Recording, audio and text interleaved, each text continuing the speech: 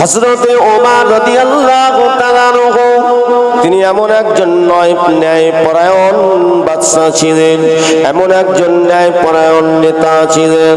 হযরত ওমর রাদিয়াল্লাহু তাআলা আনহু হুজুর তিনি লক্ষ্য করতেন, ঘুরে ঘুরে তিনি বেড়াতেন, কার খাওয়া হচ্ছে কার হচ্ছে না। বর্তমান সময় কি ওমরের মতো এরকম, ওমরের আদর্শে আদর্শিত এরকম একজন নেতা কি দেখাতে পারবেন বাবা? পারবেন কি? ও আমার ভাইজানেরা, হযরত ওমর রাদিয়াল্লাহু তাআলা আনহু হুজুর তিনি যে প্রতিনিধিত্ব করছেন, তিনি মানুষের পাশে দাঁড়ালেন। হযরত ওমর যেটা ন্যায় সেটাই তিনি বলতেন, যেটা অন্যায় সেটা প্রতিবাদ করতেন। হযরত ওমর রাদিয়াল্লাহু তাআলা আনহু হুজুর আমার ন্যায়ের উপরে তিনি রাষ্ট্র পরিচালনা করেছিলেন। ও ভাইজানেরা, হযরত ওমর রাদিয়াল্লাহু তাআলা আনহু তিনি বিনা গাইডে, দুনিয়ার কোনো গাইডের প্রয়োজন তার ছিল না, তিনি মনেও করেন নাই, কেননা তিনি তো ন্যায়ের উপরে, সত্যের উপরে, হকের উপরে চলেছিলেন। হযরত ওমর কে আমার আল্লাহ তাআলা জীবন দশাতে জান্নাতের সার্টিফিকেট দিয়েছিলেন।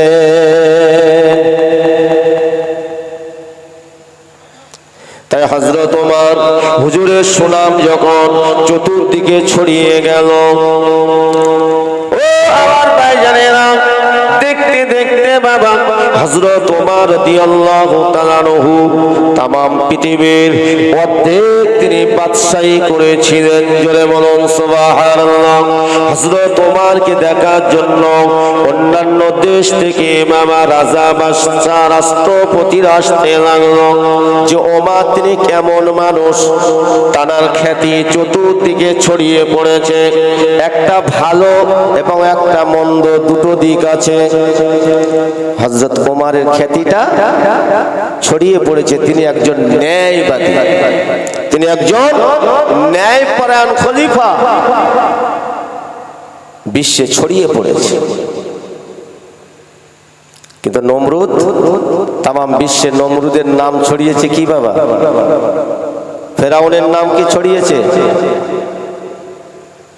একজন জালিম, একজন জালিম, একজন অত্যাচারী। আমিরুল মুমিনিন হযরত ওমর রাদিয়াল্লাহু তাআলা আনহু, হযরত ওমর তিনি যে খ্যাতি সম্পন্ন একজন নবী পাকের সাহাবী, আল্লাহ পাকের জান্নাতি একজন বান্দা, একজন ন্যায়পরায়ণ মহাপুরুষ। হযরত ওমরকে দেখার জন্য অন্যান্য দেশের রাজা বাদশারা আসতে শুরু করে দিল। ও আমার ভাইজানেরা, দেখতে পাওয়া যায় হযরত ওমর তিনি কিনা 1 তারিখে গাছের তলায় বসে আরাম করছেন। মরুভূমির বালুকোনার উপরে তিনি শুয়ে পড়ে আছেন, তিনি একটু ঘুমাচ্ছেন। এমত অবস্থায় অন্যান্য দেশ থেকে হযরত ওমর রাদিয়াল্লাহু তাআলা আনহু হুজুরের সঙ্গে সাক্ষাতের জন্য আসতে লেগেছেন। আসতে আসতে কারোর সঙ্গে দেখা হয় না। হযরত ওমর তিনি গাছের তলায় আশ্রয় নিয়ে গাছের তলায় তিনি বিশ্রাম করছেন। এমত অবস্থায় তারা দেখতে পেয়ে হযরত ওমরের কাছে দাঁড়িয়ে বলেছিলেন, আপনি কি বলতে পারেন ওমরের পরিচয়টা আপনি বলতে পারেন? ওমর কোন জায়গায় থাকেন? আমরা একটু হযরত ওমরের সঙ্গে সাক্ষাৎ করতে এসেছি, আমরা অন্যান্য দেশ থেকে এসেছি, আমরা হলাম ওই দেশের রাজা বাদশা মন্ত্রী। হযরত ওমর বলছে, তাই ওমরের সঙ্গে সাক্ষাৎ করার জন্য এসেছেন? কিন্তু ওনারা তো সাক্ষাৎ পেয়ে গেলেন, ঠিক না ভুল? সাক্ষাৎ পেয়ে গেলেন, কিন্তু হযরত ওমর বলছেন আপনারা ওমরের সঙ্গে দেখা করতে এসেছেন, ঠিক আছে, আপনারা ওই মদিনা শরীফে যে মসজিদ নববী আছে ওখানে চলুন, ওখানে গেলে অনেক কথাবার্তা হবে। বলুন সুবহানাল্লাহ। ওখানে চলুন, ওখানে গেলে ভালোভাবে কথাবার্তা হবে, দেখা হবে। আমিরুল মুমিনিন হযরত ওমর রাদিয়াল্লাহু তাআলা আনহু যখন বললেন, ওনারা চলে আসলেন মামা মসজিদুন নববী শরীফে চলে আসলেন। এদিকে হযরত ওমর রাদিয়াল্লাহু তাআলা আনহু হুজুর দেরি করলেন না, মেহমান এসে গেছেন, রাষ্ট্রনায়ক এসে গেছেন, ওনাদের সঙ্গে কথা বলতে হবে, কেন ওনারা অনেক দূর দূরান্ত থেকে এসেছেন। এই না মনে করে উনি ঘরেতে চলে গেলেন বাবা। ঘরেতে গিয়ে উযু করে নিলেন বাবা, উনি পোশাকটা পরিধান করে হযরত ওমর রাদিয়াল্লাহু তাআলা আনহু তিনি মদিনার মসজিদে নববী শরীফে হাজির হয়ে গেলেন। যদি হবে না সুবহানাল্লাহ। ও আমার ভাইজানেরা, যখন মদিনার মসজিদে নববী শরীফে হযরত ওমর হাজির হয়ে গেলেন, আল্লাহ নবী সাহাবীরা মদিনাবাসীরা হযরত ওমরকে দেখতে পেয়ে সকলে সালাম দিলেন, আসসালামু আলাইকুম ও আমিরুল মুমিনিন, খলিফাতুল মুসলিমিন। ওই সময় ওই রাজা মন্ত্রীগুলো অবাক হয়ে যায়, আশ্চর্য ব্যাপার, আমরা সঠিক দেখছি না ভুল দেখছি। একে অপরে বলা বলি করতে লাগলো, এই মানুষটাকে তো এই গাছের তলায় শুয়ে থাকতে দেখেছি, বিশ্রাম নিতে দেখেছি, গায়েতে মরুভূমির বালুকণা, ওই বালুকণার ওপরে শুয়েছিলেন, যার শরীরের ওই পোশাক ওই বালুকণাগুলো লেগে গিয়েছিল। আশ্চর্য ব্যাপার, হযরত ওমর বুঝতে পারলেন আপনারা কি বলা বলি করছেন। হুজুর কিছু মনে করবেন না, আমরা এসেছি আপনার সঙ্গে সাক্ষাৎ করতে ও আমিরুল মুমিনিন, কিন্তু আপনার সঙ্গে যে কথাবার্তা যে আলোচনা করব আমরা আগেই সেটা জেনে ফেলে গেছি। আপনি কেমন মানুষ, আপনি কেমন মানুষ, ওই গাছের তলায় তো আপনি তো বিশ্রাম করছিলেন। হযরত ওমর বলেছে, হ্যাঁ ওই গাছের তলায় আমি একটু বিশ্রামে গিয়েছিলাম। আপনি একজন মদিনা শরীফের খলিফা, আপনি একজন বড় ইমাম, মদিনা মসজিদ নববী শরীফের ইমাম, আপনি একজন বাদশাহ, কিন্তু আপনি কেন এইভাবে বিনা গাইডে কেন আপনি ওই জায়গায় নিশ্চিন্তায় কেন আছেন?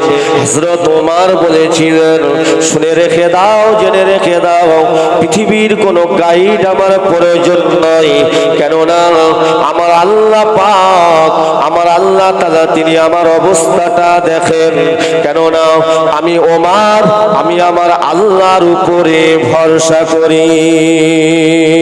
হায়াতের মালিক আল্লাহ, মৌতের মালিক আল্লাহ।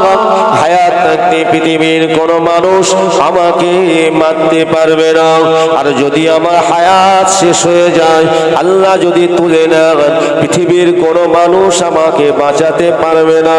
তবে আমি ওমর পৃথিবীর জমিনে আমি চেষ্টা করে চলি, আমি চেষ্টা করে চলি মানুষের পাশে দাঁড়াবার জন্য, অসহায় গরিব মানুষের পাশে দাঁড়াবার জন্য, যারা বাস্তুহারা, যারা ভিটে হারা, যারা কিনা এমন করে যাদের খাওয়া দাওয়া হয় না, যারা এতিম অসহায়, আমি ওমর চেষ্টা করি, আমি ওমর চেষ্টা করি তাদের পাশে দাঁড়াবার জন্য। জোরে বলো। ও ভাইয়েরা, দেশে যদি এমন বাদশা হয়, ও আমার ভাইজানেরা, যদি মানুষের সেবার জন্য, আল্লাহ সৃষ্টি জীবকে ভালোবাসা অর্জন করার জন্য, তাহলেই তো আমার আল্লাহ খুশি হয়ে যাবেন, ঠিক কিনা বলেন? যদি এর বিপরীত হয়, আমার আল্লাহ কখনোই খুশি হবে না। ক্ষণিকের জন্য আয়েশ আরাম করবে, কিন্তু মৃত্যু তো একদিন আছে। মৃত্যু আল্লাহ নবী বলেছেন, তোমাদের এতটাই কাছে, তোমাদের মৃত্যু অপেক্ষা করতে লেগেছে, তোমাদের ঘাড়ের শিরাটা যতটা না কাছে, তার থেকেও কাছে তোমাদের জন্য মৃত্যু অপেক্ষা করতে লেগেছে।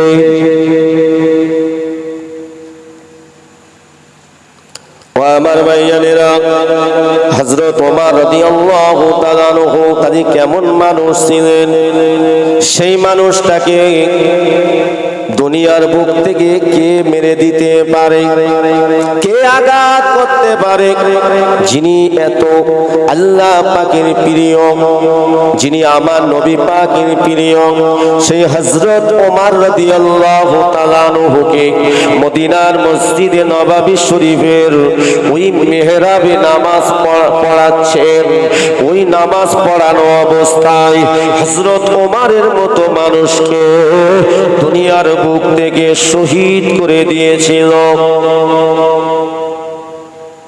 কারা দিয়েছিল? নামধারী মুসলমান,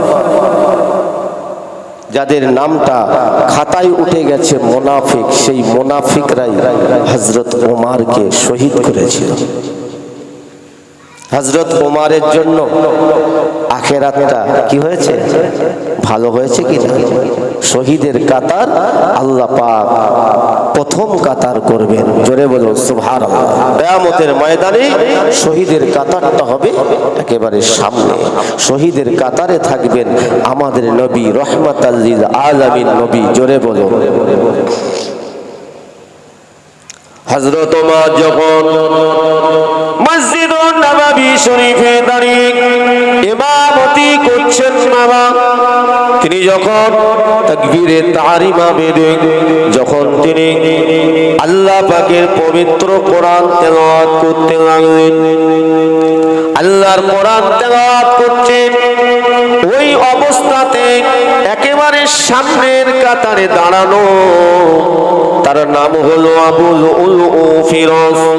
সে নামাজ পড়েছে, সে বাবা রোজা আদায় করেছে, মসজিদুল নববীতে জামাতের সঙ্গে নামাজ পড়েছে, কিন্তু তার নামাজ পড়াটা ছিল দেখানো, তার নামাজ পড়ানোটা ছিল অন্য কোনো উদ্দেশ্য নয়, দুনিয়া তার আত্মসিদ্ধি লাভ করার জন্য। ঠিক না ভুল? দুনিয়া আয়েশ আরামের জন্য এবং আল্লাহর মনোনীত ধর্ম ইসলামকে মিটিয়ে দেওয়ার জন্য, এটাই তার প্রতিজ্ঞা ছিল। মাথায় টুপি দিলে, সুন্নতি পোশাক পরলে মুসলমান বলা যাবে না, ঠিক কিনা? তবে নবীর সুন্নাত সে আদায় করলো ঠিকই, কিন্তু আসলে সে মুসলমান কিনা আগে দেখতে হবে। আপনি আমাকে দেখছেন, আমার মাথায় টুপি, আমার গায়েতে জুব্বা আছে, আসলে আমার ভিতরে কি আছে আপনি জানেন না, ঠিক না ভুল? ও আমার ভাই জানেরা, মুরব্বী আব্বা জানেরা, এই জন্য আল্লাহ পাক আল্লাহ তাআলা তিনি জানিয়ে দিয়েছেন, আমার আপনার নবীকে জানিয়ে দিয়েছেন, হে আমার নবী, আমার রাসূল, আমি আল্লাহ আপনাকে জানিয়ে দিলাম, মুনাফিকদের থেকে আপনি সাবধান হবেন, আর আপনার সাহাবীদেরকে বলবেন, আপনার উম্মতিদিগকে জানিয়ে দেবেন, তারা যেন মুনাফিক থেকে যেন দূরে থাকে। আল্লাহ পাক কোরআন পাকের মধ্যে একটা সূরা নাযিল করেছেন, ওই সূরাটির নাম হলো সূরা মুনাফিকুন। আল্লাহ পাক কোরআন পাকে একটা সূরা নাযিল করেছেন, ওই সূরাটির নাম হলো সূরা কাফিরুন। নাযিল করেছেন ইজা জাআকাল মুনাফিকুন। ও আমার ভাইজানেরা, আল্লাহ পাক একটা সূরা নাযিল করেছেন, যে সূরাটির নাম হলো সূরা কাফিরুন। কুল ইয়া আইয়ুহাল কাফিরুন লা আ'বুদু মা তা'বুদুন ওয়া লা আনতুম আ'বিদুনা মা আ'বুদু ওয়া লা আনা আ'বিদুম মা আ'বাদতুম ওয়া লা আনতুম আ'বিদুনা মা আ'বুদু লাকুম দীনুকুম ওয়ালিয়া দীন। কাফেরদের সঙ্গেও, কাফেরদের সম্পর্কে আল্লাহ একটা সূরা নাযিল করে আমার নবীকে জানিয়ে দিয়েছেন। যারা ডাইরেক্ট দুশমনী করে, কোরআনের দুশমনী করে, আমার নবীর বিরুদ্ধে যারা ডাইরেক্ট দুশমনী করে, তারা হলো কাফেরদের অন্তর্ভুক্ত, ঠিক কিনা? তাদের চেনা যাবে, ঠিক না ভুল? কিন্তু যারা ভিতরে, সামনে ভালো, ভিতরে মুনাফিকি, এদের চেনা কঠিন। ও আমার ভাইয়ানেরা, ও আমার মুরব্বী আব্বা জানেরা, আর আমার আল্লাহ পাক আরেকটা সূরা নাযিল করেছেন, সূরা মুমিনুন। মুমিনদের সম্পর্কে একটা সূরা আল্লাহ নাযিল করেছেন। ও আমার ভাইয়ানেরা, ও আমার মুরব্বী আব্বা জানেরা, মুমিনদের অন্তরে ইখলাস, মুমিনদের অন্তরটা হলো সাদা, ঠিক না ভুল? মুমিনদের ভিতরে কোনো গলদ নাই। মুমিন যারা হয়ে যায়, মানে যারা প্রকৃত ঈমানওয়ালা মুমিন, এই মুমিনদের ভিতরে মামা কোনো রকম খারাপি জিনিস থাকে না। কিন্তু যারা কাফির, এদের ভিতরে খারাপি নোংরামি জিনিস থাকবে, ঠিক কিনা? যারা মুনাফিক, এদের ভিতরে ভয়ঙ্কর আকার থাকবে। ও আমার ভাইজানেরা, তাই আবুল ফিরোজ নামাজি হালতে দাঁড়িয়ে আছেন, হযরত ওমর কোরআন পড়ছেন, কিন্তু ওর উদ্দেশ্যটা তো নামাজ নয়, কোরআন শোনা নয়। ওর উদ্দেশ্যটা হলো ওই শান্তি প্রিয় মানুষ, ন্যায় পরায়ণ বাদশাহ, ন্যায় পরায়ণ খলিফা হযরত ওমরকে দুনিয়ার বুক থেকে মিটিয়ে দিতে পারলে তাহলে আমাদের কাজ অনেকটা হাসিল হয়ে যাবে। তাই কি করলো হযরতে ওমর রাদিয়াল্লাহু তাআলা আনহু শরীরের উপরে আঘাত করলো।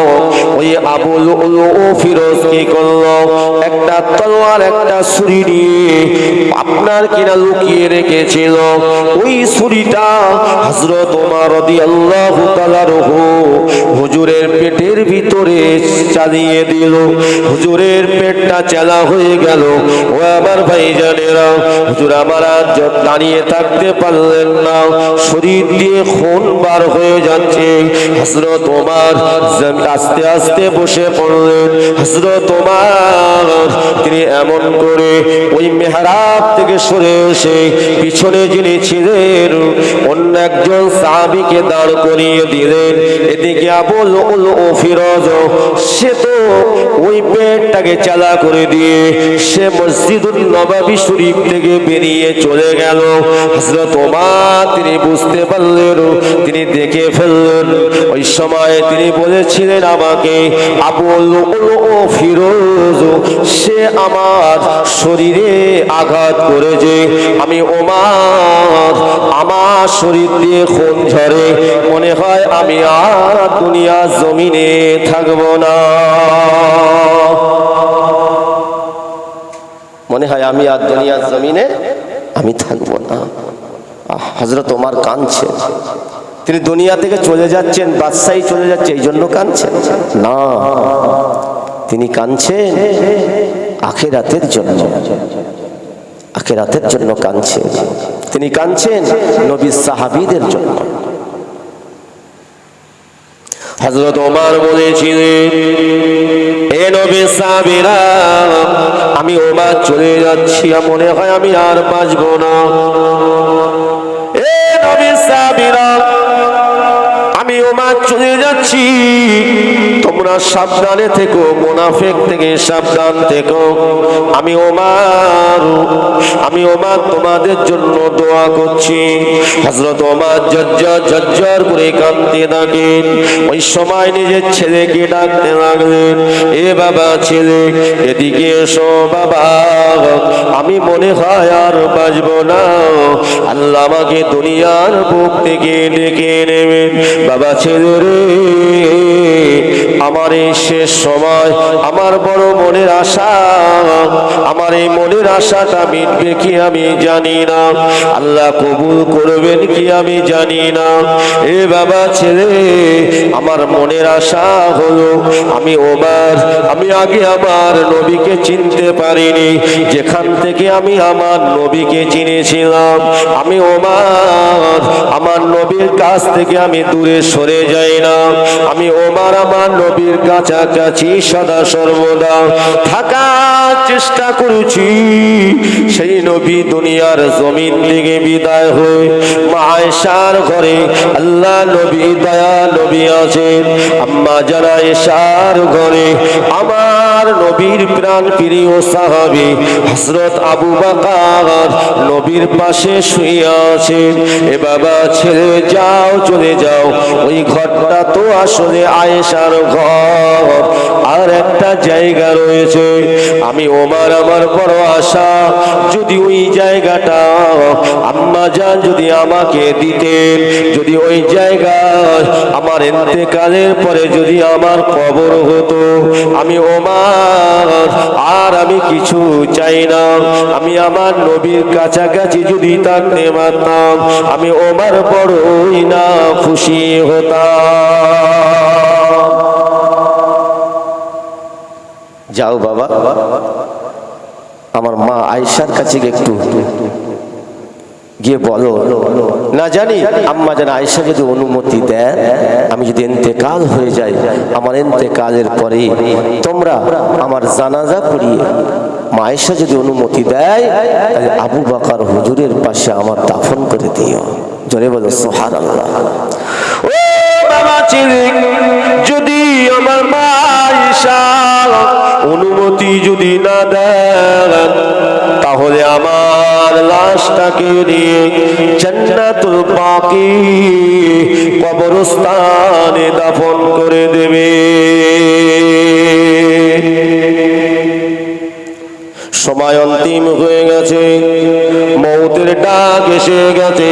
হযরত ওমর রাদিয়াল্লাহু তাআলা হুজুরের কথা শুনে নিজের কলিজার টুকরা ছেলে ছুটে ছুটে ছুটে ছুটে আম্মা জান আয়েশার কাছে গিয়ে ডাকতে লাগলেন, ও নবীর বিবি আয়েশা, আমি এসেছি, আমি হলাম ওমরের ছেলে, খলিফা ওমরের ছেলে এসেছি। আসসালামু আলাইকুম। আম্মা জান আয়েশাকে যখন সালাম দিলেন, আম্মা জান আয়েশা সিদ্দিকা রাদিয়াল্লাহু তাআলা আনহা সালামের উত্তর দিয়ে বলেছিলেন, কে তুমি? আমি হলাম হযরতে ওমর, খলিফা ওমরের ছেলে এসেছি। কি ব্যাপার, আপনি কি শুনেছেন আমার আব্বাকে মদিনার মসজিদে নববী শরীফে মেহরাবে নামাজ পড়ানো অবস্থায় এমন করে ওই আবুল ও ফিরোজ নামক যুবক ছেলেটা আমার আব্বা জানের পেটের ভিতরে ছুরি ঢুকিয়ে দিয়েছে। আমার আব্বা জানের শরীর দিয়ে খুন ঝরছে।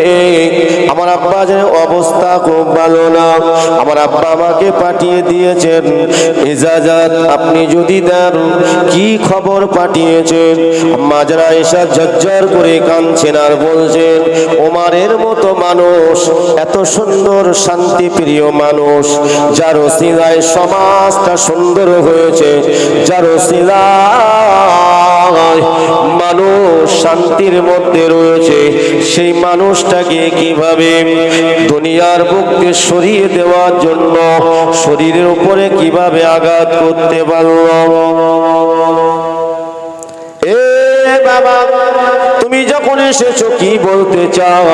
আমার আব্বা জান বলেছেন, আপনার যে জায়গাটা আছে এই ঘরের ভিতরে আমার নবীর পাশে আছেন হযরত আবু বকর সিদ্দিক। হযরত আবু বকর সিদ্দিকের পাশে যে জায়গাটা আছে, ওই জায়গাটা যদি আপনি আমার আব্বা জানের জন্য যদি ছেড়ে দিতেন, আমার আব্বা জান বড় খুশি হয়ে যেত।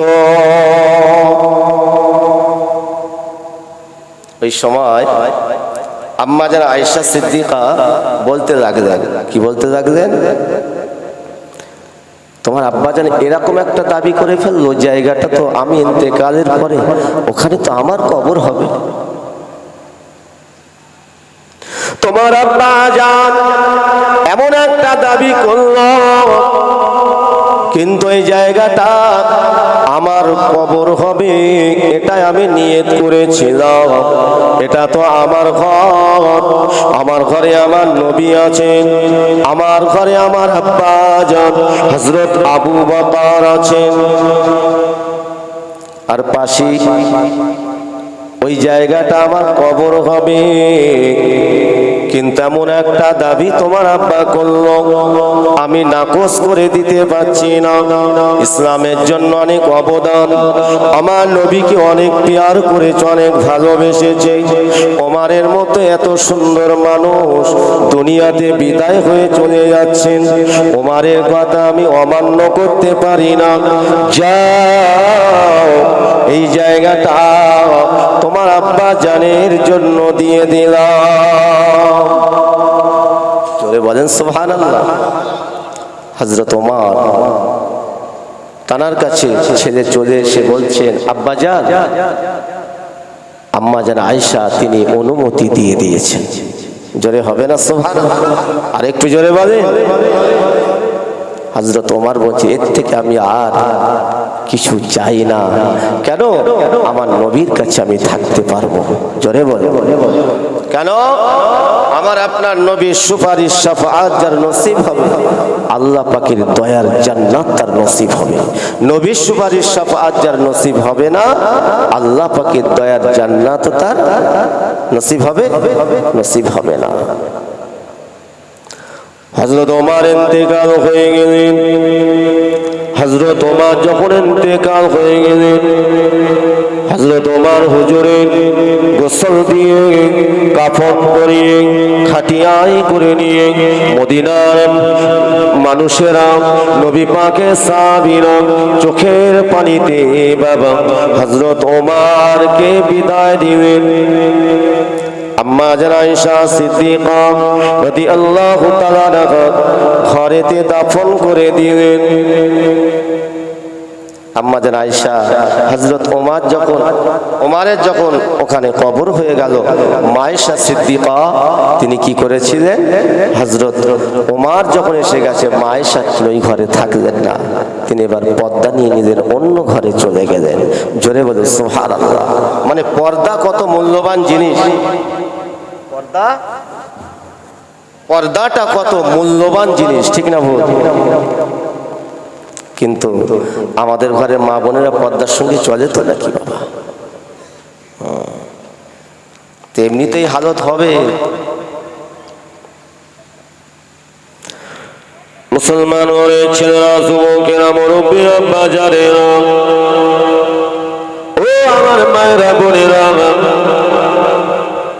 সাবধানে চলুন, নিজের সম্মানকে রক্ষা করুন।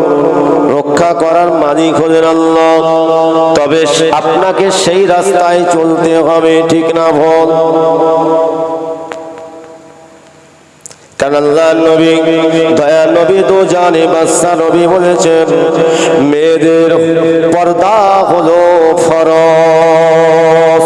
এটা হলো আল্লাহ পাকের নির্দেশ।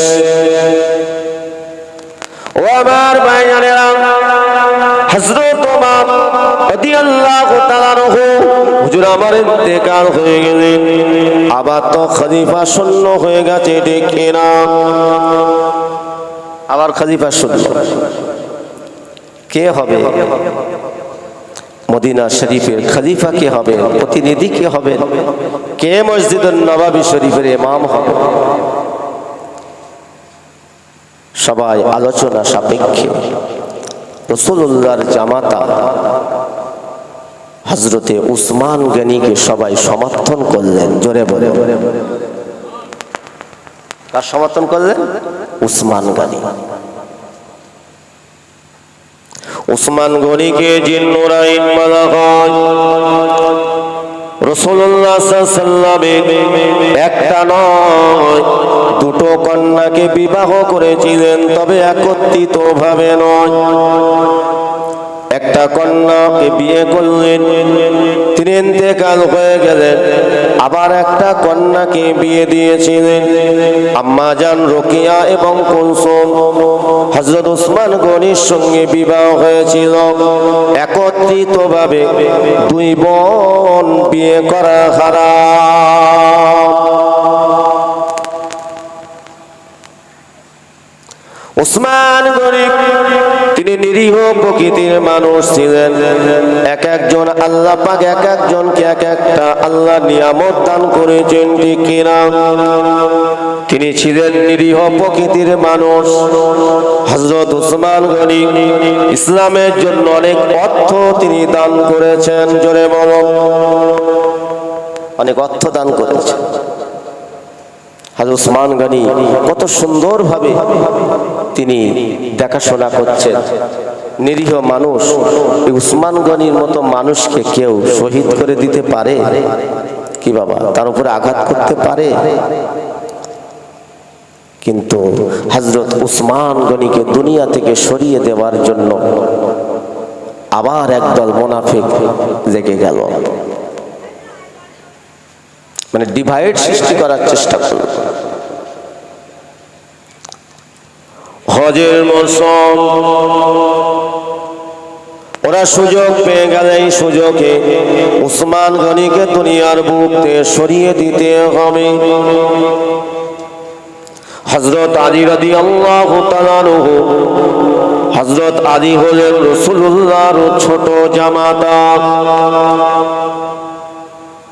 হযরত আলী রাদিয়াল্লাহু আনহু তিনি বুঝতে পারলেন যে মুনাফিক একটা চক্রান্ত করছে উসমানকে দুনিয়ার বুক থেকে সরিয়ে দেওয়ার জন্য, এবং সরিয়ে দেওয়ার পরে সমস্ত দোষারোপটা আমার ঘাড়ে চাপিয়ে দেওয়ার চেষ্টা করছে। মুনাফিকদের তো এটাই কাজ নাকি? আমিরুল মুমিনিন, খলিফাতুল মুসলিমিন, জিন্নুরাইন হযরত ওসমান গনি রাদিয়াল্লাহু তাআলা আনহু, হুজুরকে তারা একাধারে 40 দিন বন্দী করে রেখেছিল ঘরের ভিতরে। কতদিন? 40 দিন বন্দী করে রেখে দিয়েছিল। মদিনার মসজিদে নববী শরীফে আসতে দেয়নি বাবা। ও আমার ভাইজানেরা, ও আমার মুরব্বী আব্বা জানেরা, হযরত ওসমান গনি রাদিয়াল্লাহু তাআলা আনহুকে যখন সবাই খানায় কাবায় চলে গেছেন, তারা আসার আগে যাতে ওসমান গনিকে শহীদ করে দেওয়া যায়, এটাই তারা পরিকল্পনা করল। মাইকলা কই বলেন তো? ব্যাটারি বসে গেছে। মাইকেল এদিকে আসেন। আপনার এই কর্ডলেসের ব্যাটারি বসে গেছে। দীর্ঘক্ষণ আলোচনা হচ্ছে, একটু নবীর শানে দরুদ পড়েন। আল্লাহুম্মা,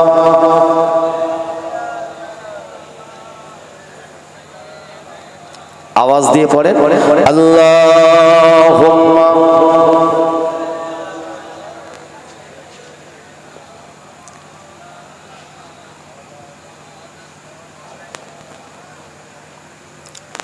শানে মুহাম্মদ শাহে মদিনা, এলো এ ত্রিভুবনে নবী কামলিওয়ালা।